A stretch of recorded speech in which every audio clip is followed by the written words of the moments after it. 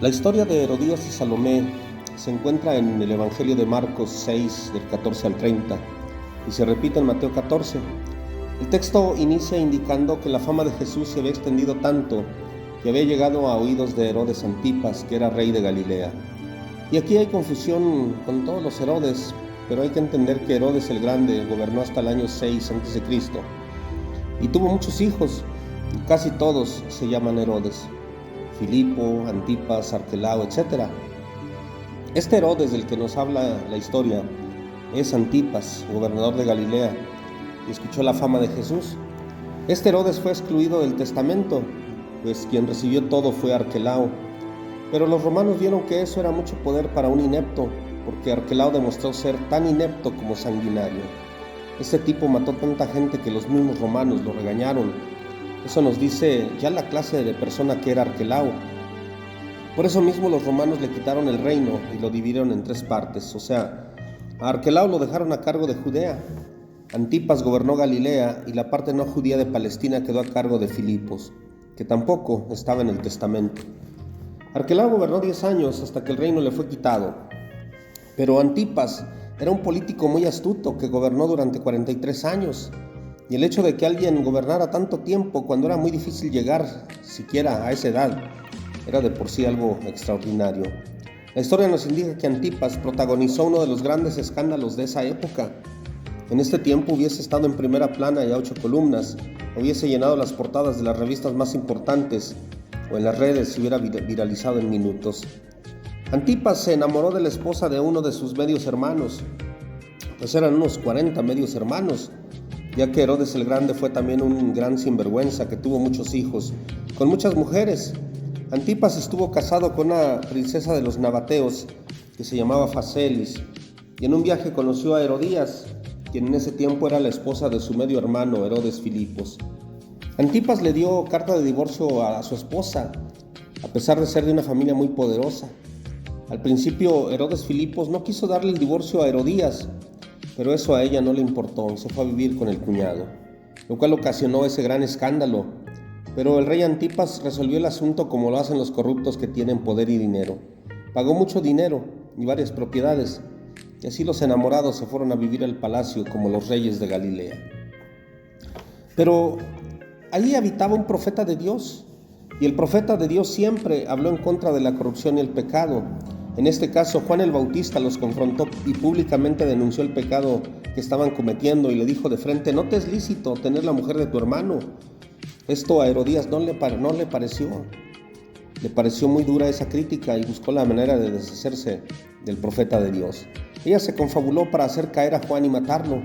Marcos 6 nos dice que Antipas organizó una fiesta con motivo de su cumpleaños e invitó a toda la gente importante de Galilea, a los ricos, los hacendados, los nobles. Y Herodías vio que ese era el momento oportuno para que Antipas le concediera un gran deseo.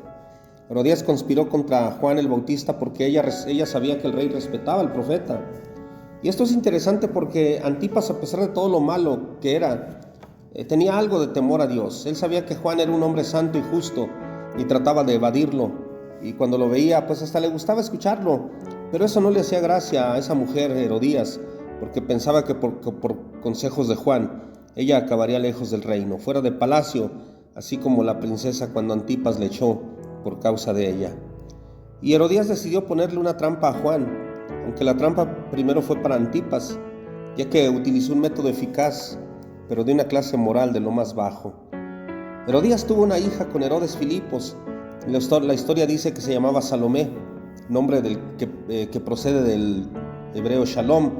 Esta jovencita era sobrina e hijastra de Antipas, y Herodías le ordenó a Salomé que le bailara de manera sensual y provocativa a su padrastro, a su mismo tío, en público para provocar una reacción en él. Espero que me esté entendiendo. La misma madre le ordena a su hija que seduzca a su esposo para poder manipularlo. Esta historia se parece a muchas historias de la actualidad. Gente que prostituye a sus propios hijos e hijas. Gente que le enseña a sus hijos a robar, a mentir, a delinquir con tal de obtener lo que esos padres anhelan. Mujeres que hasta han tolerado el incesto, madres que condenan a sus hijos por denunciar al padrastro violador. Estos casos son muy comunes y hoy en día hasta hay bandas en nuestro entorno que trafican con niños y niñas. gente que explota sexualmente a sus hijos para conseguir algo. Eso fue lo que hizo Herodías con su hijo. Ve, seduce a tu tío y padrastro, báilale, muéstrale los atributos que tienes, para que de esa manera mande asesinar al profeta de Dios. Ve y enloquécelo hasta que él te ofrezca algo importante. Pero ese deterioro moral no se dio de un día para otro, no ocurrió así nomás.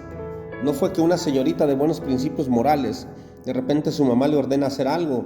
Esa muchacha creció en un ambiente de podredumbre y miseria moral. Estaba abandonada a su suerte. En la cuestión espiritual, fue empujada a la ambición por el dinero fácil, sin escrúpulos, para conseguirlo, porque estaba rodeada de corrupción, de maldad y mucha negligencia. Esa niña creció viendo a su madre abandonar a su padre por dinero y poder. Creció viendo que no le importaba deshonrar a Dios. Vio ese odio contra el profeta de Dios que hablaba la verdad divina. Entonces, ¿qué se podía esperar de esa joven? Si ella vio que su madre no honraba a Dios y aunque pertenecían al pueblo de Dios, su estilo de vida era como si no lo conocieran. Salomé creció en un ambiente de corrupción y falsedad. Por eso es que hacer lo malo no le fue difícil. No tenía valores morales, porque nadie se los enseñó. Y es muy lamentable que hoy la mayoría de mujeres son sexualizadas desde su niñez. Que sean las mismas madres quienes las instruyen para que se consigan un hombre con mucho dinero y con mucho poder, así como esos que salen en esas series tan de moda hoy en día. Sin embargo, cargarle a Herodías toda la culpa no es totalmente correcto, porque todas esas malas costumbres Salomé no las aprendió sola. Yo sé que el nombre de Herodías nos va a decir mucho aún. Sí, ella era una nieta de Herodes el Grande. Herodes estuvo casado con una princesa judía y tuvo 2 hijos con ella, pero tuvo miedo de que en algún momento alguno de sus hijos lo nombraran rey y los mandó matar a ambos. Uno de ellos, el padre de Herodías, que se llamaba Aristóbulo IV. Así que a esta mujer la crió su abuelo en el palacio. ¡Qué triste destino! ¿Cómo se podrían esperar buenos frutos de una mujer como Herodías y por ende de Salomé? ¿Cómo esperar que estas mujeres obraran con ética si conocieron la corrupción a fondo y la falta moral era su costumbre? Herodías siempre vivió en relaciones insanas e incestuosas. Por eso se le hizo muy fácil decirle a su hija: ve, seduce a tu tío, pues ella ya había vivido con 2 de sus tíos. Además, la historia nos dice que después de un tiempo, Salomé, la hija, se casó con un tío de ella. Salomé siguió la cadena de relaciones insanas al casarse con su tío Herodes Felipe, que era el gobernador de la Palestina no judía. Una cadena de pecado y maldición que tiene marcada a esta familia. Herodías no nació mala, la hicieron mala. A ella la pervirtieron desde su niñez. Así que cuando nació su hija Salomé, ella hizo lo mismo. ¿Quién le había enseñado algo distinto? Era de esperarse que eso pasara. Su abuelo era un asesino y un pervertido. Su padre murió asesinado por su abuelo. Entonces, si ella se crió en un ambiente de corrupción y valores morales nulos, no se podía esperar algo distinto, porque las personas con valores desviados le enseñan a sus hijos esos valores desviados. Lo que es peor es que el ejemplo que los hijos ven es lo que mejor aprenden. Lo peor es que hay padres y madres que usan a sus hijos para delinquir, padres que mandan a los hijos a la calle a pedir en lugar de mandarlos a la escuela, o por lo menos llevarlos a aprender un oficio, padres que convierten a sus hijos en sus propios padres al exigirles que trabajen y los mantengan, los esclavizan, los condenan a un destino de amargura, padres que golpean a los hijos con el pretexto de hacerlos gente de bien, hijos que crecen al lado de un padre dado al vicio, mujeres que se embarazan para vender esos bebés, o peor aún, para vender los órganos, sin olvidar a muchos niños que son utilizados para distribuir drogas. ¿Y dónde están el papá y la mamá? El niño que nace inocente luego se convierte en víctima, después como delincuente será el victimario. Entonces, esa niña inocente que fue abusada después se convierte en abusadora y se forma la cadena de pecado y maldición. Y cuando lo llaman a uno para una consejería, cuando uno le toca oficiar un funeral, ni siquiera se puede uno imaginar las cosas que llegan a decir esos mal llamados padres, que en medio del dolor lo que lamentan es que ya no podrán obtener ganancias de sus hijos. Volviendo a la historia, Antipas, embriagado por el vino y la lujuria, prometió la mitad del reino. Loco de lujuria por su sobrina e hijastra a la vez, hizo una promesa que seguramente no podría cumplir, porque ese reino estaba dominado por los romanos. Y quizá lo mismo pensó Herodías, pero esa clase de promesas eran una costumbre de los ricos y de los poderosos. Y si no cumplían, la gente los tenía como hombres sin honor. La decisión de Salomé nos muestra el dominio que su madre ejercía sobre ella, porque vemos que corre hacia ella para que Herodías le diga: ¿qué deseo pedir al rey? Y Herodías aprovechó la ocasión para vengarse del profeta de Dios. Le dice a su hija: pídele la cabeza de Juan. Pero Salomé ni siquiera dudó, va con el rey y le dice: tío, o ¿cómo le llamaría? Tío, padre, rey. ¿Cómo le diría? Lo que dice nos muestra cuánta crueldad tenía a pesar de su corta edad. Quiero que me des la cabeza de Juan el Bautista en un plato. Herodías no se lo dijo así. Ahí vemos que Salomé lo hizo también a su manera. El pecado es progresivo. Cada generación aumenta el grado de maldad en la que se vive, porque las conciencias cada vez se corrompen más. Lo que hizo Salomé, aún en este tiempo, es muy cruel y grotesco. De la muerte de este santo hizo todo un espectáculo al exhibir su cabeza en una charola de oro. Entre tanta gente mala y corrupta que pretendían temer a Dios, se burló, y así su madre quedó orgullosa de ella, de la hija.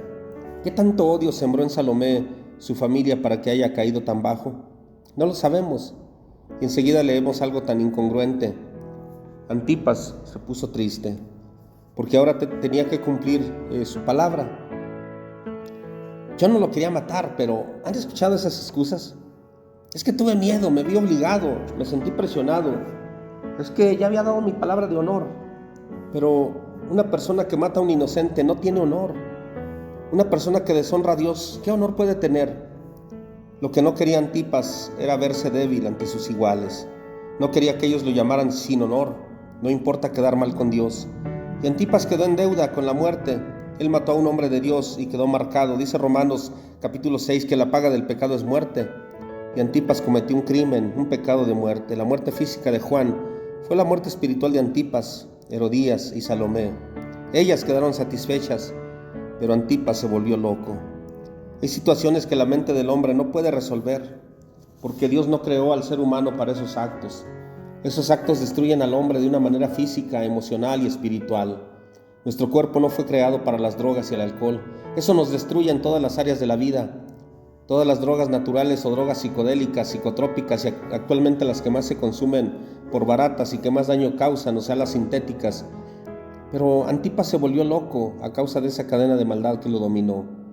Lo que consumía lo impulsaba a cometer todos esos actos y para aplacar su conciencia volvía a este mundo de la embriaguez. Por eso cuando escuchó de Jesús, este hombre creyó que Juan Bautista había resucitado.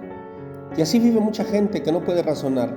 La conciencia está para señalar los límites que no debemos traspasar, pero los excesos nos la nublan y cada vez escuchamos menos la voz de la conciencia. El rey acabó siendo un asesino, un corrupto, loco, deshonrado, muerto espiritualmente. Y este pasaje nos enseña una terrible verdad. El abuso infantil, el abuso sexual, el incesto y una vida de crimen y pecado en el hogar destruye a las nuevas generaciones. Destruye a la niñez y destruye a las víctimas y a su familia. Cuando le abrimos la puerta a la corrupción, creamos una cadena de pecado y maldición en nuestra casa, donde el pecado engendra pecado y la maldad engendra maldad. Las familias se destruyen. Pero hay una buena noticia en medio de todo esto. Dios desea liberarnos de toda esa maldad y de las consecuencias negativas del pecado. Dios desea sanarnos, Dios desea restaurarnos, pero nosotros debemos romper la cadena. No debemos continuar viviendo igual que siempre. En Cristo hay sanidad, hay vida nueva, en Cristo hay esperanza, pero nosotros debemos romper la cadena de corrupción. Tenemos que quitar de nuestra vida toda cadena de amargura, de tristeza y de dolor. Liberémonos de esa cadena de violencia, rompamos la cadena de la baja estima.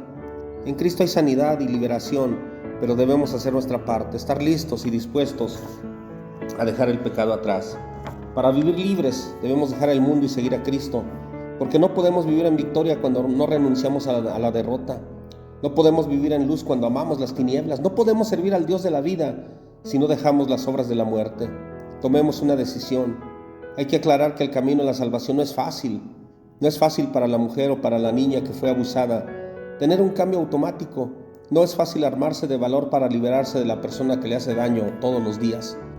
No es fácil liberarse de su viejo yo, que está acabando con el carácter, la alegría, la autoestima de su familia. No es fácil porque estamos a la vista de todos y cuando hablamos somos proféticos y nos mostramos como ejemplo de no tolerar el abuso, la corrupción, la violencia y el pecado en nuestra vida. no lo podemos tolerar. Pero recordemos que hay salida y hay liberación en Cristo Jesús. Amén.